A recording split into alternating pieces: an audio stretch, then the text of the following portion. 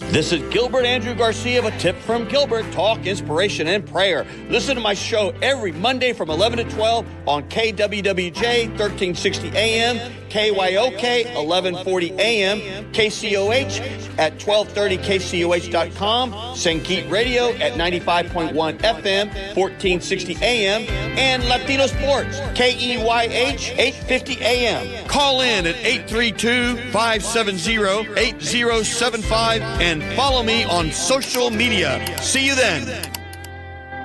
All right, Houston, this is Gilbert Garcia, and Harris County, this is Gilbert Garcia of Another Tip for Me, talk, inspiration, and prayer. And so we're going to get kicked off here. I have some really good guests from Link Houston. We're going to go through all about Link Houston, what it means, what it's doing, and what are they doing as it relates to transit here in the community. And of course, I used to be the chairman of Metro, and so I have a lot to say to anything that they want to ask or anything else that's going on going forward with transit. I do want to say a couple of things. So my daughter, we tucked her into University of Chicago. Of course, I've talked about Juju many times. Juju, if you're listening to me, I love you, honey, and I miss you already. Thank you, studio audience. So my Juju, now she goes into class. I mean, we check her in officially tomorrow. But because she got into an early program, she was able to go in and check in early last week. And so my daughter and I and my wife went, and we got to see all her classes, and we walked the classes, and we got all her dorm ready.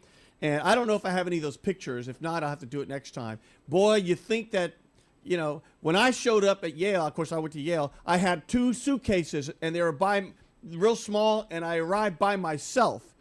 But let me tell you, I mean, my wife and daughter had it ready. They had a whole spreadsheet of what was in what box and what was in this box, and they had a bunch of stuff already Amazon to them.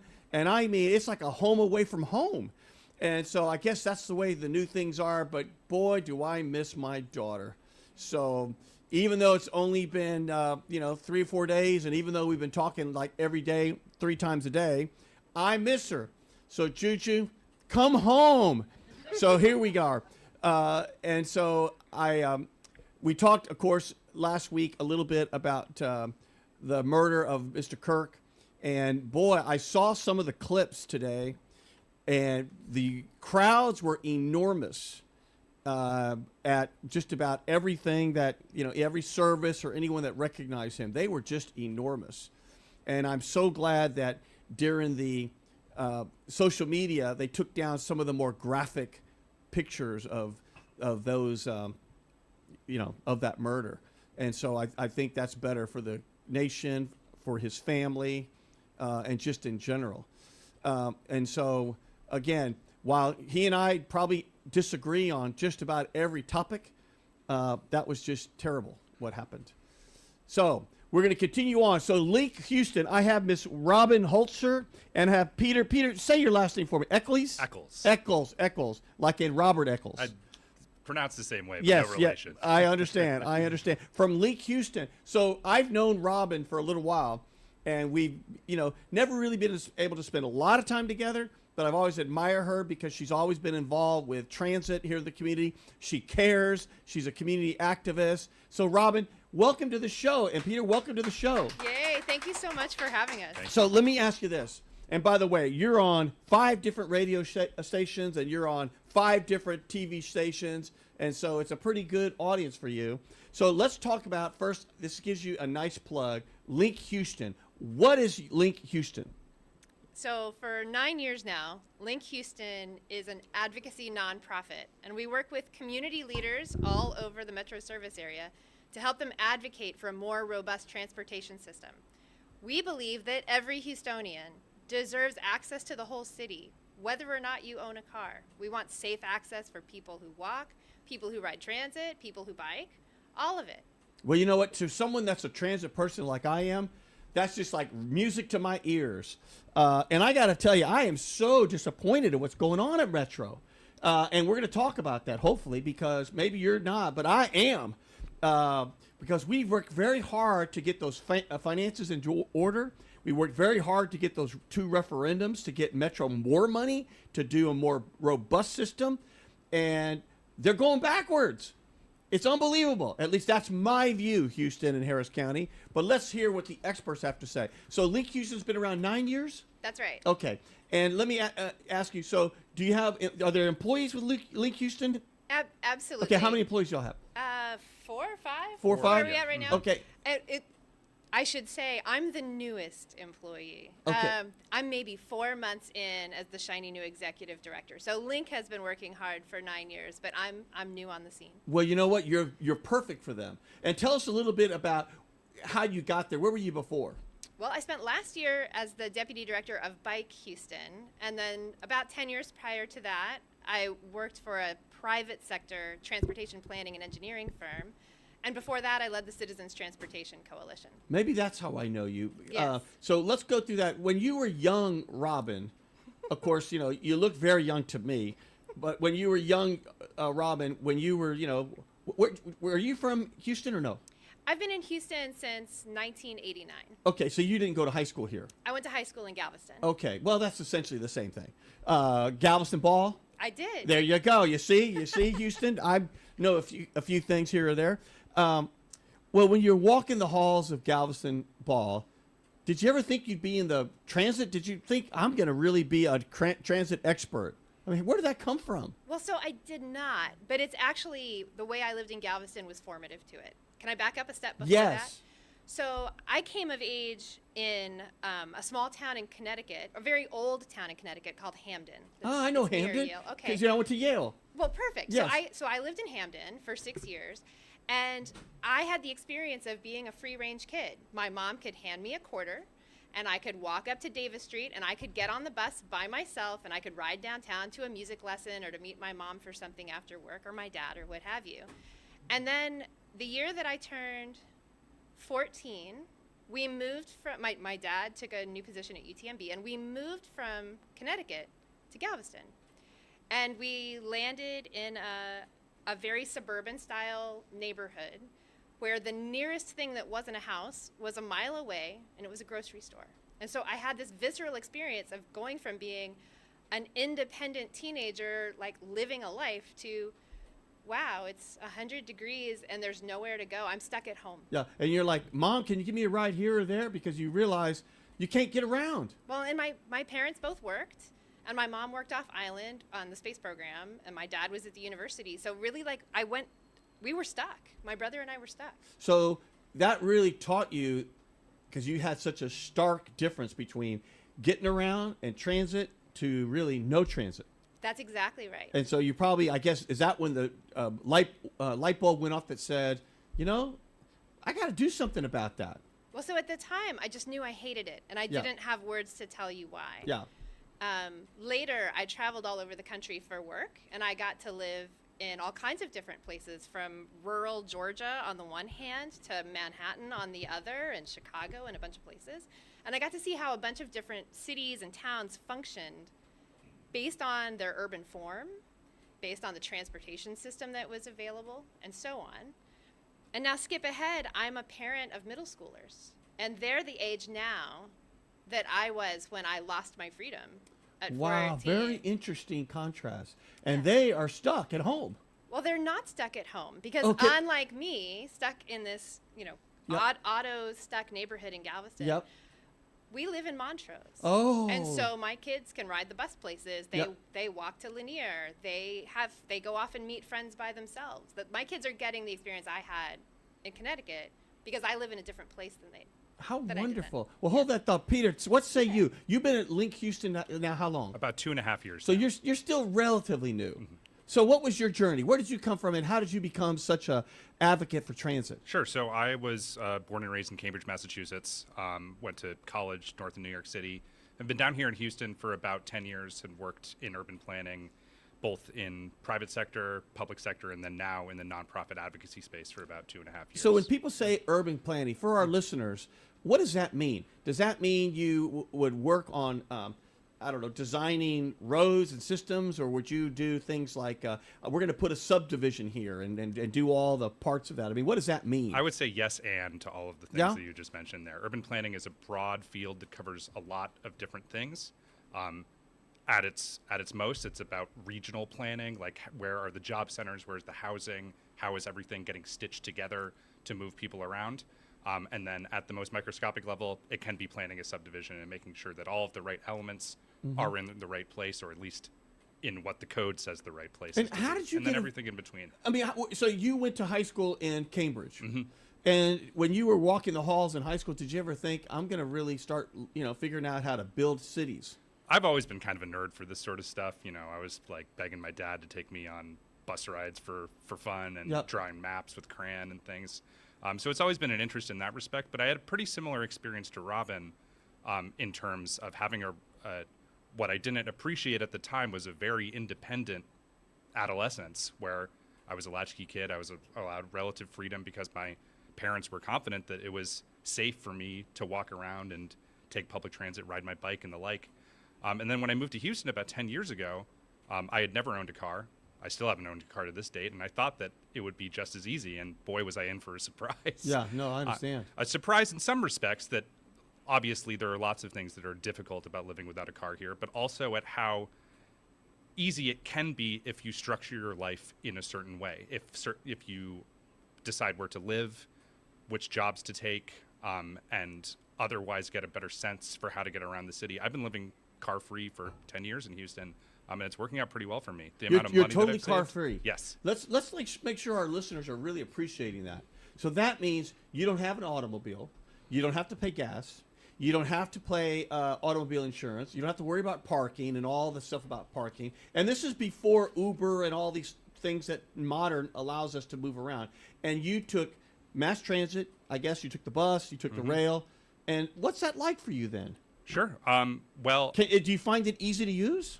I find it easy to use. I grew up riding public transit since I was 12 years old. So, mass transit is a habit, and it's one that I have, and it's one that I'm very comfortable with. But the advantages that I see are, first of all of the money that you save and all the stress that's avoided in that way. But also, as somebody who was new to Houston at the time, it was a fantastic way to truly understand Houston and get to know it, and to know in my bones where certain things were, to experience things at street level outside of the shell of an automobile, to strike up conversations with strangers. It was a fantastic way to understand Houston in just a matter of a few years. Very, very interesting. Well, what's interesting to me is for all those Metro haters, whether it's Bill King and all these sorts of guys and this and that, at the end of the day, notice they always throw a bunch of stones, but they never have any solutions of how to make things work. In other words, if you didn't have that light rail line, the red line, think about it. The rodeo couldn't function.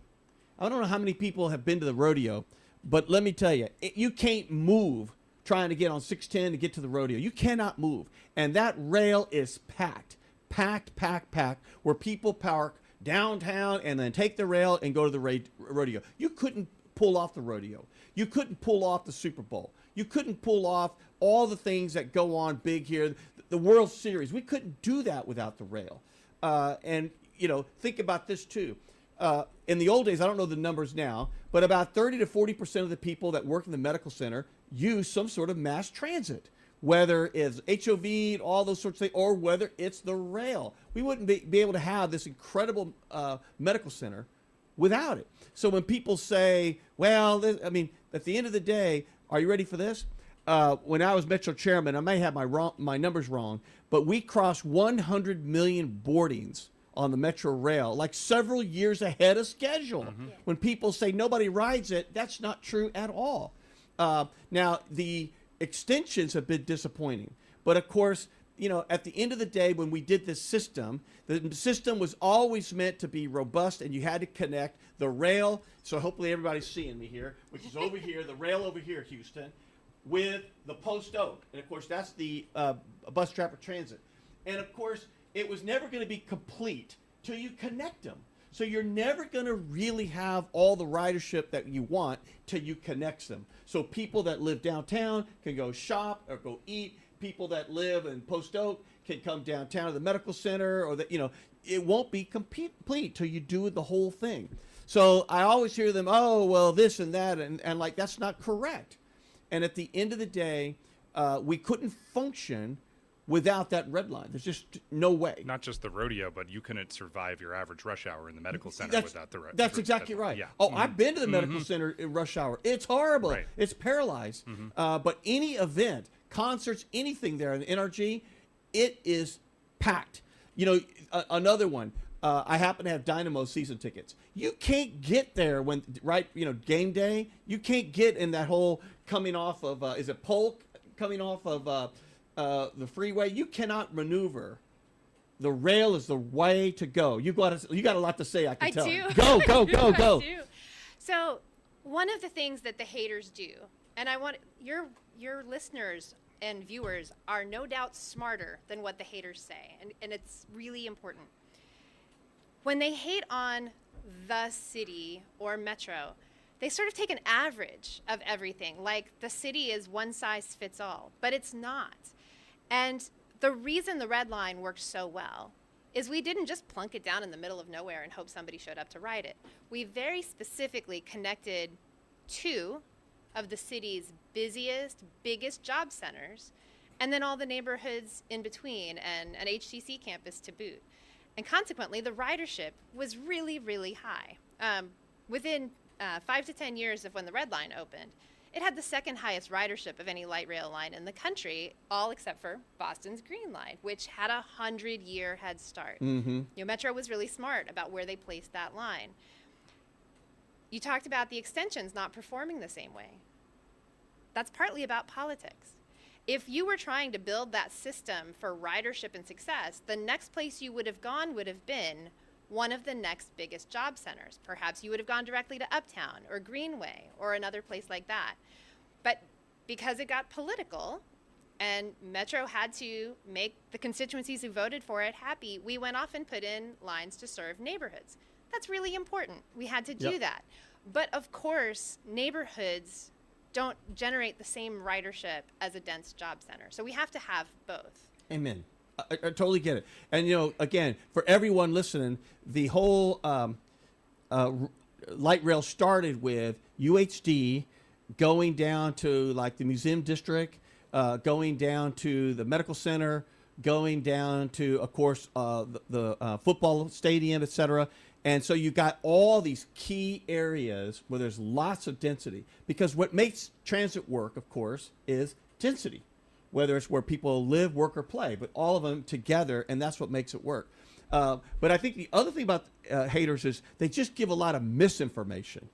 And again, they'll say, well, I look at that, and nobody ever rides it. But that's not true, because we know how successful that light rail is. Or they'll say, well, it's at grade. It should be underground. Well, of course it's at grade, because over the years, they took all of Metro's money. Remember, Metro was meant to be built with 1 cent sales tax. It was meant to have all this money. And then, of course, Bob Lanier in the day, and I'm not judging, but these are facts, took 1/4 of that revenue stream. And they had built up almost $500 million, which was a lot of money back then. It's a lot of money now, but it was a whole lot of money back then. They built up $500 million to expand Metro, et cetera, and they took it to pay for police. And so that in and of itself took Metro from having this robust revenue stream and changed the trajectory of that revenue stream permanently. And so when people say, well, it's at grade, well, that's all that could be afforded, because the haters kept beating up on Metro. No place like Metro, no entity has had to defend themselves more than Metro all the time. It's worse than that, and maybe Go, I please. sound greedy. No, go. It's not just that we've taken up more than $1 billion from our transit sales tax and diverted it back to local governments for other stuff. But for most of that time period, if we had ponied up $1 billion for big projects, the feds would have matched us 1-to-1. So there's an opportunity cost. We also lost more than $1 billion in federal funding. Well, you know what? I don't play poker, but with poker, I hear that they say, and I'll see you here and I'll raise you. Well, I'm going to raise you. Back in the day when we first started all this, remember the whole Metro plan started like in the late 70s, really. Yeah. And then the first referendum was in the 80s, et cetera. When you go back in time, when all the great systems were built, the feds matched you 4-1. Oh, man. 4-1. So think about all that lost investment. And remember, for those that claim to be, self-righteous and this and that, well, the federal government should not be doing that. Well, the point is the federal government was doing it. And if we don't get that money, other systems will. Other cities. So it's not like, well, it's going to go pay for the debt. No, in other words, if we don't get in line and we don't get that money to get capacity here, and remember, when you do mass transit, it's not just a rail system. You do the entire streets, you put bike lanes, you do all kinds of new sidewalks, you do all the new drainage. I mean, it's massive infrastructure improvements along the way. And so it's not as if, well, if you don't take the money, then it's going to go pay for the national debt or it's going to go do something in schools. No, it's for transit. And if it doesn't go here, it'll go to another city. And that's what happened. That's exactly what happened. That's what happened. So, Peter, what do you think about all that? If you were looking at, let's pretend you were the Allen brothers, and you came to this swampland, and you're going, I'm going to build Houston. Would you have built it this way? I mean, as an urban planner, when you look at Houston, it just seems to me it's kind of chaotic. But what do you say? You're an expert. I would say that chaos is not the wrong word to use in some ways. Houston is famously the unplanned city. We're the largest city in the United States without land use zoning, which is why you get the sort of eclectic urban fabric that we get. You get job centers sort of spread all over the place. There's not just one single core of Houston, but it's spread all over. And that has been, I think, sort of the jury's out on whether that has been entirely a bad thing or entirely a good thing. There's some advantages to that chaos in terms of being able to build housing very quickly and having lots of extra space to be inventive with how we use our streets in some instances. At the same time, it has made it a little bit more difficult to bring a little bit more order to the situation. But I would say that Houston and Metro especially, with their underfunding like we've discussed and with all of the opposition that's been against them, has really made lemons out of the lemonade in a fantastic way. We talked a lot about the rail system. The bus system deserves just as much credit. I moved here right after the metro system was totally reimagined in 2016, and that was a huge reason for why I was able to live such a full car-free life at the time. And it's not just me, it's Houstonians all over the place. Houston Metro was one of only 2 bus systems nationwide to not lose ridership from 2015 to 2020. And the bus system reimagining has a lot to do with it. Well, I can tell you about that because, of course, when I was Metro Chairman between 2010 and 2016, we did a lot of things because it was so mismanaged prior, and it just was. And we paid down debt. We did all these wonderful things. We are the ones that reimagined it. We wrote down worthless assets on the balance sheet. We put all this transparency. We started putting all the Metro Board meetings, all the committee meetings, everything online on the internet. You don't have to FOIA. FOIA means Freedom of Information Act. In the old days, what you do what even today, when the government is trying to not show you information, community, you have to do a FOIA, which means I want to see what's going on with this government entity. And they have to respond within a certain number of days. And if they want to stonewall you, they'll go get an opinion from the Attorney General. Well, you don't have to FOIA Metro anymore, although you probably have to now. But when we were there, everything was there on the internet for you to see. And we did all these wonderful things, got the full funding grant agreement, even though the previous board had violated their own Metro procurement laws. And the feds took away the money, but we got it back, all these things, and we got Transit Agency of the Year for all of North America in 2015. It was a very big deal. So where am I going with all that? There was one guy on my board, and the Mayor Parker, who put me as Metro Chairman, and I'll tell you that story in a minute, she surrounded me with a very good board. I had Dwight Jefferson, who was a former judge, and he wanted to be in charge of the finance area. He was fantastic. I had Alan Watson, who was a very skilled engineer. He wanted to be in charge of sort of procurement. And I had some really good people uh, uh, uh, oh, golly, another Metro chairman, Metro board member Robinson, I so apologize. He wanted to be in charge of all the rail and everything else. I'm just escaping myself. He was so wonderful. And where I'm going is we had Christoph Spieler, who was a professor of transit at Rice and all these sorts of things. And this was his desire.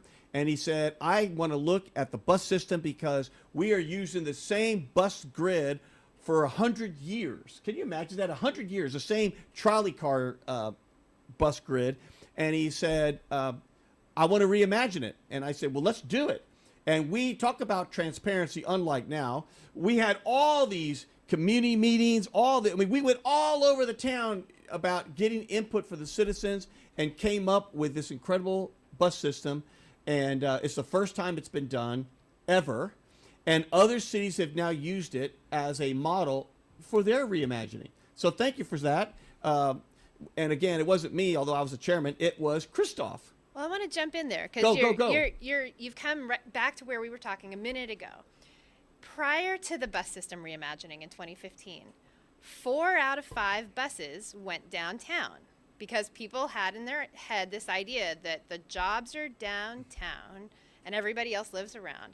And that means if you needed to get from, say, Gulfton or Sharpstown over to Spring Branch, you didn't just go. You had to ride a bus downtown and transfer and then come back out, which is incredibly slow, wastes a lot of people's time and money, both for the agency and for the riders.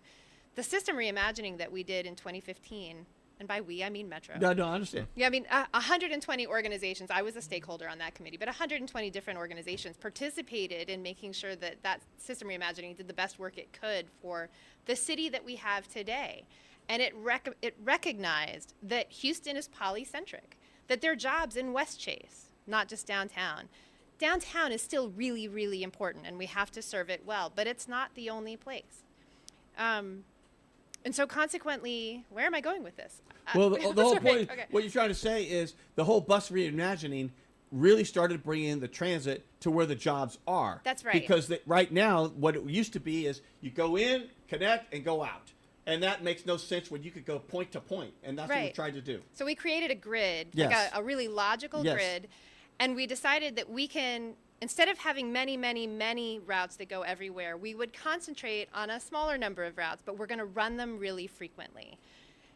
Peter, would you like to talk about what is the power of when you make a bus route frequent or a train line? Yeah. Well, hold that thought. Okay. We already have a caller. I want to get this Okay. call in. Alex, are you there? Yes, I'm here. Alex, you got me a tip from me, Talk Inspiration and Prayer, with, of course, some experts from Link Houston. So what do you got for either me, Robin, or Peter? Yes, I had a question actually. I actually grew up riding the metro because my mom never drove, so we did public transportation my whole life. But I've noticed as I've gotten older that it's kind of hard to ride like the metro system just because of inconsistencies. So as someone that lives like closer to Bush Airport, how would I be able to advocate to kind of connect the lines better and make better use of it since I work here in downtown? That's a great Go question. for it. Yeah, absolutely. So reliability of the system, if that's what I'm understanding from the caller, is absolutely critical to riders. Link Houston this past spring did another survey of transit riders. We spoke to over 300 people. Reliability was up there as the top 2 things that we heard. Is the bus going to come when it says it will? Are my trips going to take the same amount of time every day relatively? So we dug into it and we found that, this will come as no surprise, Metro's various services vary wildly in the reliability. You have the light rail that has its own lane, special traffic signals and designated stations that runs about 95% of the time on time. Grade A, that's their goal and that's what they do. Park and rides routes are a little lower because they have their own lane on the freeway, but then they have to contend with traffic in downtown. They get about an 82% reliability rating, and then the local bus, Metro considers it doing well if they get a 75. If they get a C, that's their passing grade. And about a third of their routes fall even below that standard. So running local buses on time is incredibly difficult when they have to run in mixed traffic. They run over 2 hours end to end sometimes. Of course, they're going to get stuck in traffic. They're going to get stuck behind trains and traffic lights and the like. So what Metro can do to make the system more reliable in that sense is to move buses faster through traffic, just like the light rail does, and just like the bus rapid transit line in Post Oak does. Give the bus its own lane, even just give the bus its own special traffic signal that stays a little green a little longer as the bus is approaching. Metro's had great success with this, not just on the light rail lines, but on 2 projects in downtown, the Milam and Travis Street Red Lanes project. If anybody was in downtown the past few years, you might have noticed the red paint on the road.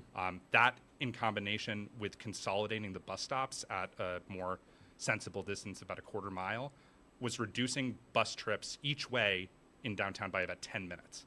It's an incredibly successful project. That's a lot. That's when a you're lot. when you're on the go and you're hot and you're waiting, that's a lot. You multiply that by the tens of thousands of people who use those routes every day, and then you get an astronomical number of amount of time saved.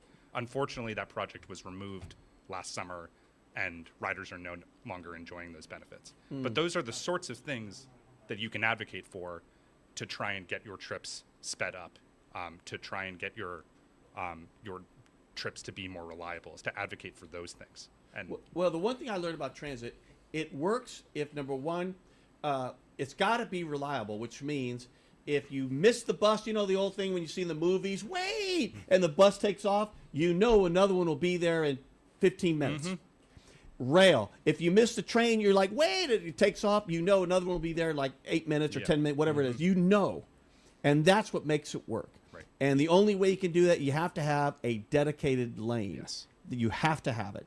And if people, again, the haters always say, well, Post Oak, look at that, it's not the ridership. Well, of course, number one, the system is incomplete, number one. Number two, nobody knew that COVID was going to hit, and it did. And that's the whole shopping district. Number three, nobody would know that crime would be so high in the Galleria area that all of a sudden nobody wants to go to the Galleria, right? I mean, nobody would know that. Yeah. And that's, what's happening. That's number three. Number four, the other thing is, of course, the uptown people, they're the smartest guys in the room, They didn't make it signal priority. What does that mean? Again, when you got the rail, if there's a light, it can go through the red light. So it's faster. But here, the buses cannot have signal priority. So when it's going and there's a red light, even though it has a dedicated lane, it has to be at the red light stopped. And that's just another way to slow it down. And it's unbelievable. Go ahead, Robin. I know you, or Peter, I know y'all are like ready. if I could just speak to Go. a little more specifically to the caller's suggestion, Go, it sounded go. like you were living up in the Near the Bush airport. Airport area, maybe Greens Point. Yep. The busiest route that serves that part of town is the 102 that runs from downtown along I-45 over to Greens Point by the mall, through the neighborhood, and then back over to IAH Airport. That is one of Metro's most successful routes in terms of ridership. It's recently been upgraded to run every 15 minutes on weekdays until 10 p.m. And has seen huge growth in ridership as a result. And in some ways, it's a very fast route because it has the HOV lane on the freeway. At evening rush hour, it's almost always the fastest way to get from downtown to Greenspoint Mall, faster than driving. But then again, it needs to contend with traffic once it gets off of the freeway and then in and around the airport access roads, and becomes a lot slower that way. So to fully address reliability, you need to look at the entirety of the route, and I'd recommend that you advocate directly for those sorts of things. And we're happy to help you here at Link Houston. Sure. I want- Hold that thought. Go. Okay, so I want to jump in on this too.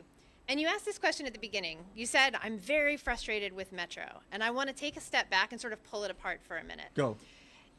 It's understandable if people think there's something about my bus. But by the way, let's make one Okay. thing clear. Yeah. I love Metro. I know, And I I know. love everything about it. Okay. But I don't like what's happening. It To- seems to be going backwards to on and with. transparency, finances. I could go on and on. Let me just do one more, but don't lose your thought. I've been seeing these ads all the time about this 450 bus from the airport to downtown. Well, you know what? When I got to Metro, they had the same thing from the previous administration, and guess what? Nobody ever wrote it. And I got all the numbers, and we would look at it, and I'm like, it's a great idea, but nobody rides it. And we discovered, because we did a lot of research, it's because nobody likes carrying their bags wherever they need to go pick it up, and then they get where they got to get downtown, and they got to carry their bags and go somewhere else. People don't want to do that. And so we stopped it. Well, they brought it back. And I'm like, well, God, didn't we learn anything from before? You go. Well, and to that end, I flew in on a trip a couple of weeks ago, and the service wasn't frequent enough. Like when I pulled up in my app, it wasn't even an option to get me and the kids home. So we ended up on the 102. Same here. It's okay. It's a nice. I like the spirit in which they offered it, Yep. but The 102 is still a much more useful route. How the funny. 102, yeah. So I want to talk about.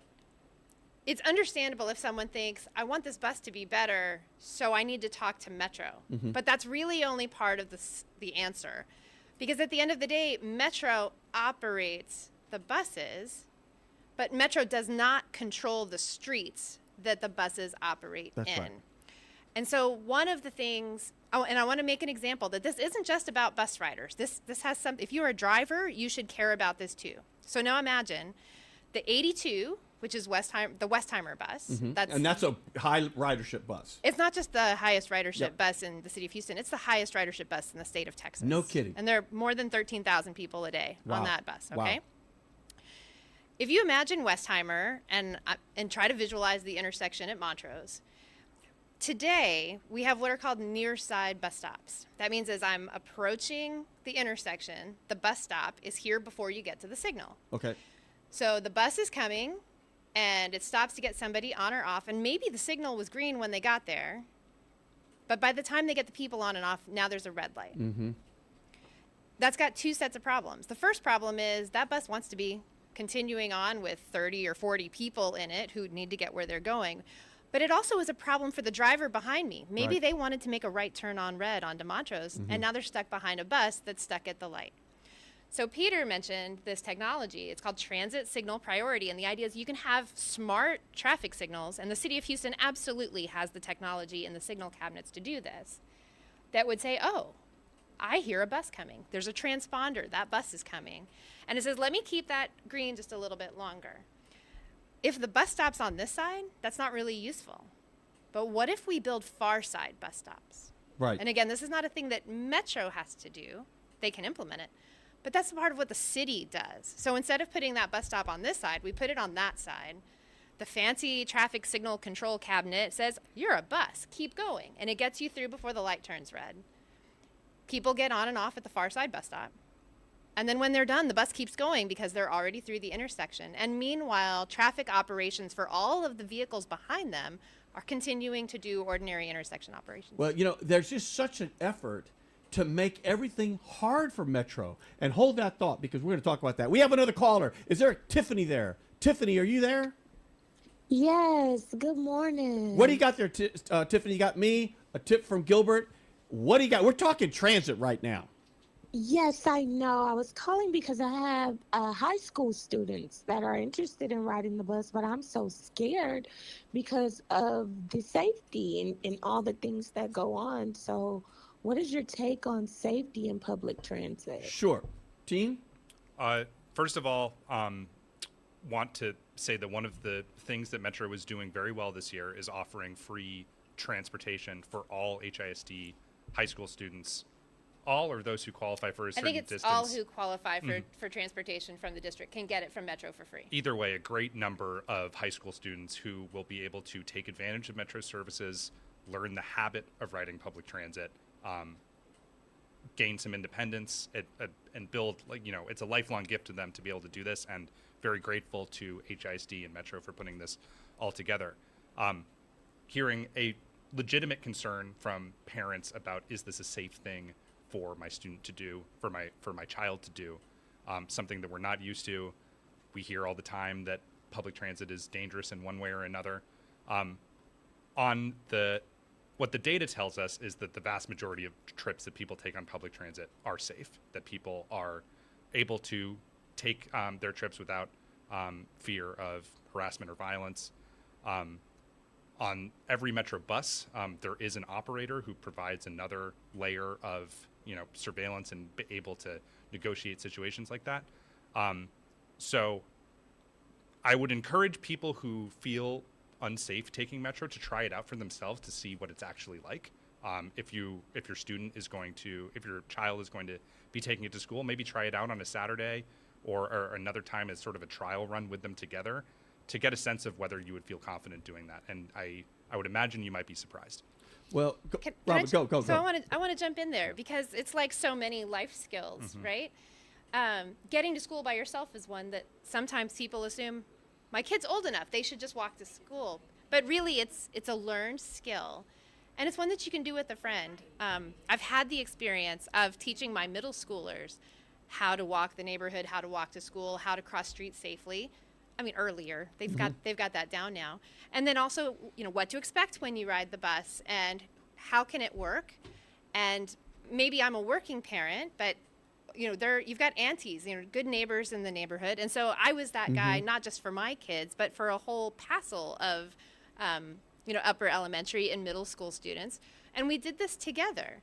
And to Miss Tiffany's point, I don't want to dismiss. There may be routes at certain times of certain days that there aren't enough people riding, and it can be sketchy. So I don't want to invalidate that. But for most of the routes in the system, at most times of day, there are other people on the bus who are helping. Like, we're maintaining social norms. We're looking out for each other. And at the end of the day, sometimes walking to school is not so safe, especially if there's those sidewalks and you're kind of walking on the edge of the street. You got to cross over the railroad tracks. I mean, sometimes it's not so safe. So, Tiffany, hopefully we answered your question there. Okay, I think we did. Thank you, Tiffany. Calling out. I want to go back to something because you talked about zoning earlier. I'm just writing the things I want to just come back to. Because, the thing about zoning is everyone says, well, zoning's okay. I like that there's no zoning until they put a liquor store by their house. And what's interesting is I had some neighborhood people. Everybody knows I ran for mayor. Some neighborhood people want me to go look at what's going on Washington Avenue. This is 4 years ago probably. All the noise and everything. And I said, well, wouldn't it be better if there was zoning? And they were quick like, oh, no, we don't want zoning. I said, well, that's when you're going to have all these bars 2 blocks from your house and all the things that go with it. People were using the restroom in the neighborhood. I mean, really bad. All the trash everywhere. It's unsafe. How loud. That's what happens. And so people say, it's always fascinating to me when people say, oh, we don't want zoning. Well, you know what? Then you get what you get. Like they say, my daughter when she was in elementary school, you get what you get. You don't throw a fit. That's what they say in elementary school. But no, then you have these things. A liquor store by, or bus station by a school. Well, that's what happens. So you have a comment for that, or go ahead? I would say, like I said earlier, that urban planning is a very broad field that covers a lot of different things. I would say that the best urban planners don't claim to have all of the answers all the time to everything.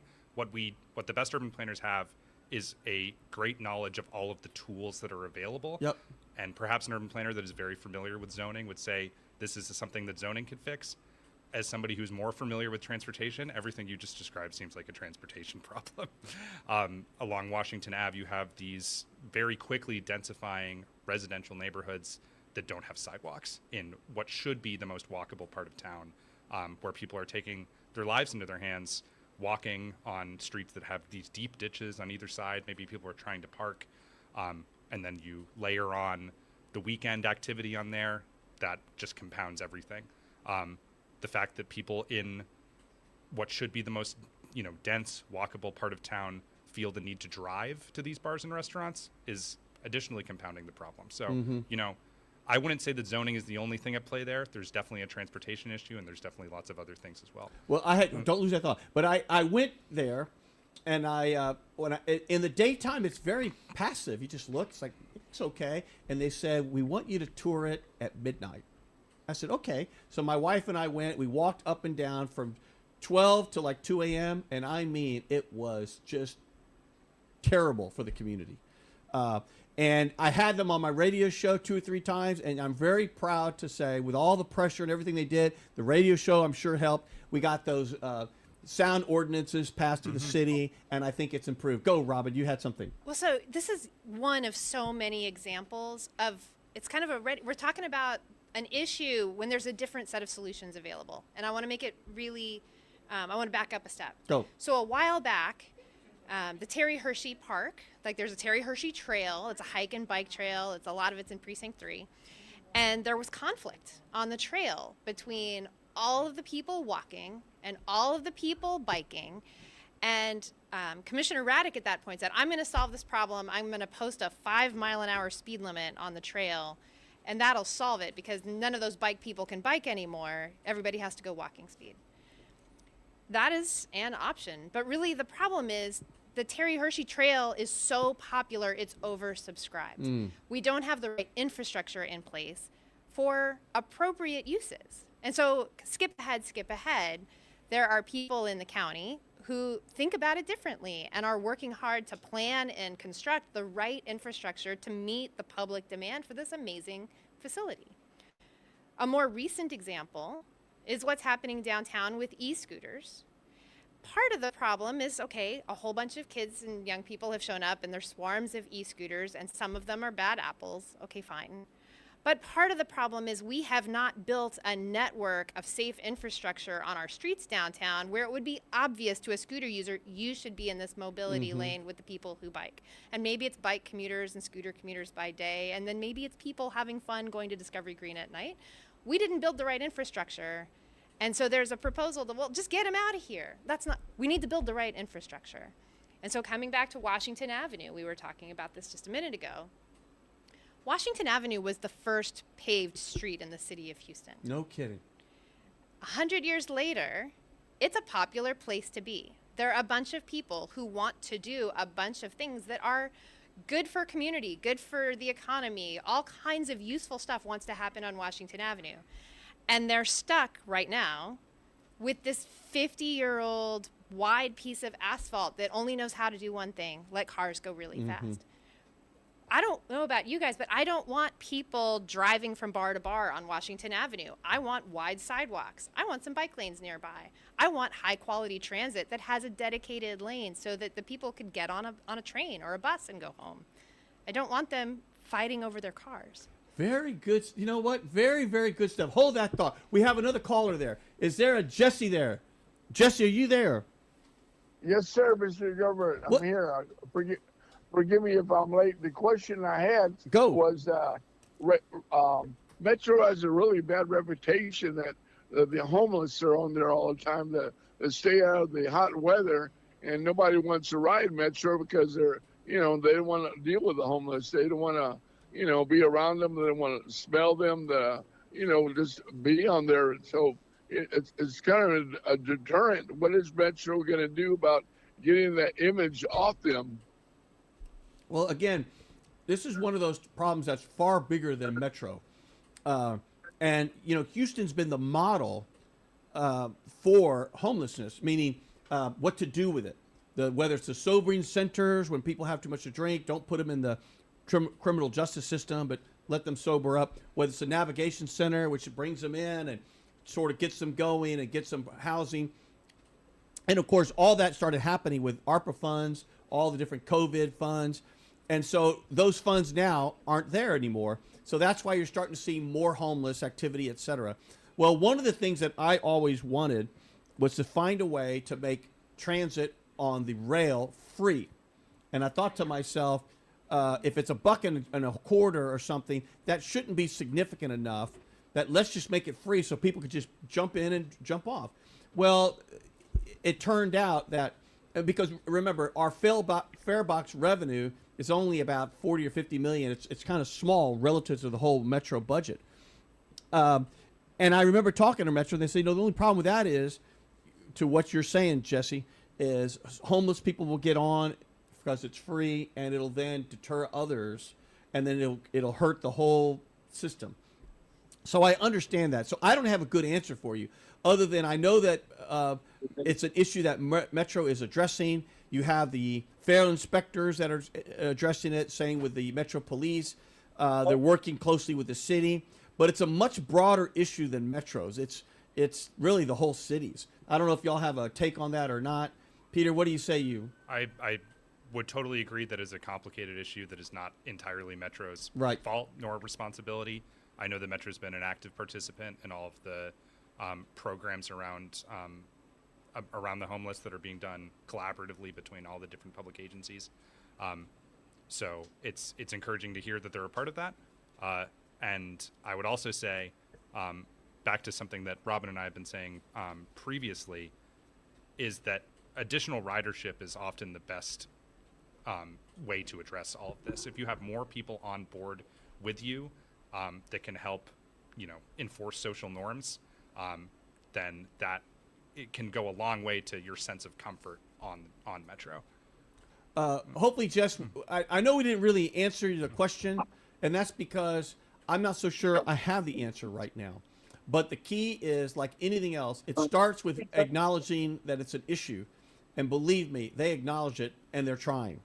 So hopefully, at least that gives you some comfort. Anything else, it starts with acknowledging that. Can you hear me there, Jesse? Yes, sir. And Well- the only thing I want to do is I can compliment. They have a new program, the Connect program, which is working. I think that he said right now in the second ward in the Heights area, where they have like a little mini golf cart, holds about 4 people, passengers, and they do take them from their home to the grocery store, to the pharmacy, and or to the bakery. I think that's a great little program. I noticed that in the neighborhood of the second ward area, and I thought that was a very good program. And I'll leave it at that, Gilbert. Very good. Thank you for calling in, Jesse. I can tell you where that came from. Again, that came under my watch because when we redesigned the bus network, there were several state representatives, especially Harold Dutton, that said, wait a minute, I'm getting more calls about some of the routes that you've redesigned, and now there's not a route in my district, in a particular area. And that's because the ridership was so low. And so we said, well, we'll try something. And I remember the community at first was opposed. And we said, we'll have a circular that will go around, pick you up wherever you want, point to point, and then put you into the system. And now they love it. Now they love it. And, of course, it's been expanded since then. So that's where it really started. So we have another caller. I don't know. Did you want to say something to that or no? Well, it's a useful hook to think about the thing that's happening at Metro this week. So this Thursday, the Metro Board's going to meet at 9 o'clock in the morning. And the main thing on their agenda, the most important thing on their agenda, is approving a budget for the year ahead. And this question of how much money should we spend on the community connectors, which are absolutely very useful in certain places, and how much should we spend on making ridership more frequent across the system on the busiest routes, is the kind of question that Metro is going to sort of lock in with the budget they're about to consider, and something we have ideas about. Well, it's so amazing that at first when you arrived, you said, golly, 1 hour is kind of a lot. We only have about 5 minutes. That's right. Did you know that? We only have like 5 minutes. That's right. And so we haven't even talked about, John Colbert said all the things I wanted people to know about. We haven't talked about the finances and all the stuff that's coming on the budget. I didn't get a chance to talk about some of the polling. And we have 2 more callers. I want to let at least one in. Ernie, are you there? Yes, Gilbert. Congratulations on having this great conversation, because we're going to need it with the big FIFA coming and everything happening. But I want to say, and the World Cup. Remember, the World Cup is Yes, coming. We Cup could is never coming. pull that off without Metro. And Gilbert made so many inroads and put those people back on a budget. Metro needs leadership, and the strong leadership of community leaders is vital. And I want to say that my mom raised 10 kids, and when we got to 8th grade, she said, once you get to 8th through 12th, you're riding the bus. And I like those comments you said about go visit the bus route, go see where you're going. We took the Clinton bus from 8th grade to 12th grade downtown. I went to Incarnate Word Academy. My dad could only take us to grade school because it was close, Blessed Sacrament. We went to Catholic school. But let me tell you, Metro was a big in our life as we were growing up. And I want to say to you, it is vital for families to have a good Metro system, and the connectivity of it, of everything Gilbert put in. You really need to value that. And I just can't speak enough. My mother used to take birthday cakes to all of the bus drivers. I mean, she knew everybody. Wonderful. And but that's the thing. They've got to get to know those people who travel on that bus every day and are doing their job. They communicate every day with the city of Houston. If anything, Metro should be honoring them. And there should be a way to show kindness and greatness to those individuals who travel that bus every day and take a lot of, abuse in some regard, and then a lot of kindness. But remember, these are people, and I love Gilbert saying the other day at the Leadership Houston presentation, he said, sometimes you just need to be an angel in somebody's life. Sometimes somebody's going to come and do something. And he spoke to our Leadership Houston group. And let me tell you, people left there inspired. And that's what we need to do to our bus drivers. We need to inspire them and make them feel proud of what they do, because what they do is important. Well, thank you for that, Ernie. And at the end of the day, holy cow, 1 of 10 kids, you are great Metro customers. And I can only imagine the holidays at your house, how wonderful they must have been. But no, going back, you said something important. What's interesting is the same drivers drive the routes, and the same bus users, the customers, generally ride the same routes. So it became a community. They know each other. That's exactly right. So, Ernie, thank you for calling. You know, you talked about Leadership Houston, which was big in my life years ago. I think we have a clip. Do we have a clip on there or no? Yes. Let's see about that. I spoke for about, 15 minutes, and I don't know if we can fit this in, but let's see if we can.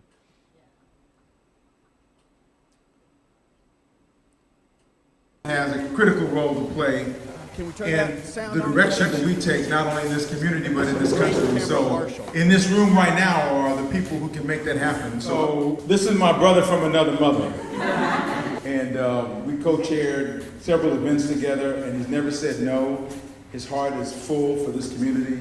And I'm so grateful to have him as my friend and a mentor in so many different ways. I'm older than he is, although you wouldn't know it.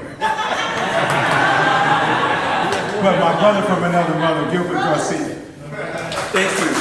I remember when I did class 10, of course I was 8 years old when I did it. I really was. I remember Richard because he was like a senior guy and everything. Richard, so you meant a lot to us back then, you and Gordon both. And I was told I need to say something inspirational. And for me, what inspires me, of course, is my faith. And in these crazy times, and with all the social media, all the news, all the things at work, taking our kids to soccer, all these sorts of things, it's so easy to lose sight of some things that are important. Because you know why? I was just tired of all the negativity in the media. I just was. And we can all kind of complain, or like Leadership Houston taught me, go be a leader, go do something about it. So I started my own show. Now I'm on 5 radio stations. We just started on some of the public broadcasting TV stations. We're on like 5 of those. And I talk about inspiring things. And it's called A Tip from Gilbert, Talk, Inspiration, and Prayer. What I want to share is there are angels all around us. The key is to take a breath and keep your eyes open and your heart available, because it'll be there. And you'd be surprised the great joy it will bring to you as leaders. Every now and then, it's great to just get grounded and remember what's important. And so, again, remember something, which is number 1, I am amazing. I am amazing. I am beautiful. I am beautiful. And I will be somebody's angel. Somebody's angel. Thank you, guys. I'm Gilbert Garcia.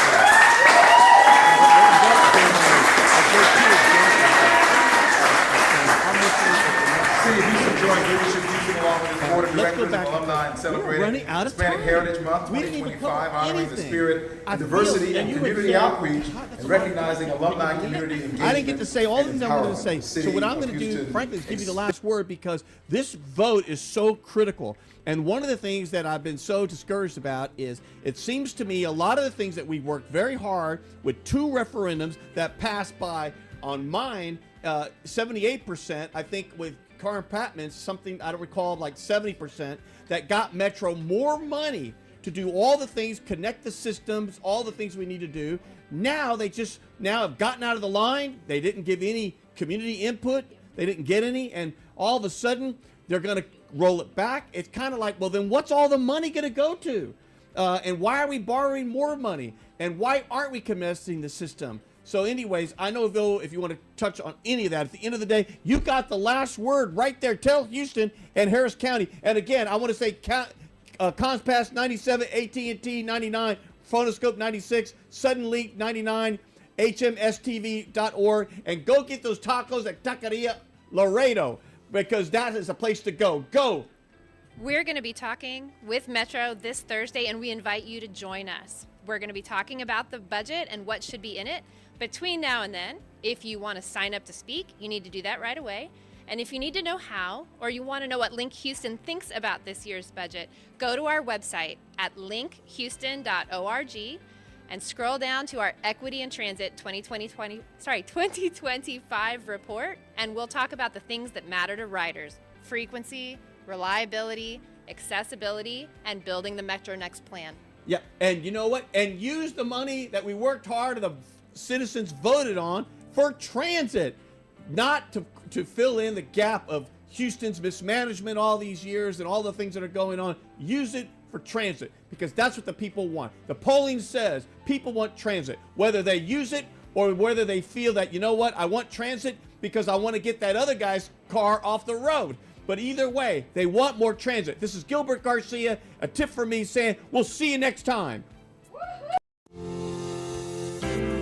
All right, Houston, Harris County, this is Gilbert Garcia of A Tip from Gilbert, Talk, Inspiration, and Prayer. We're going to now be on television. We will air every Saturday on Comcast 17, AT&T Channel 99, Phonoscope Channel 96, Suddenlink 99, and also hmstv.org. Every new episode every Saturday at 7 p.m. And follow me on social media. See you then.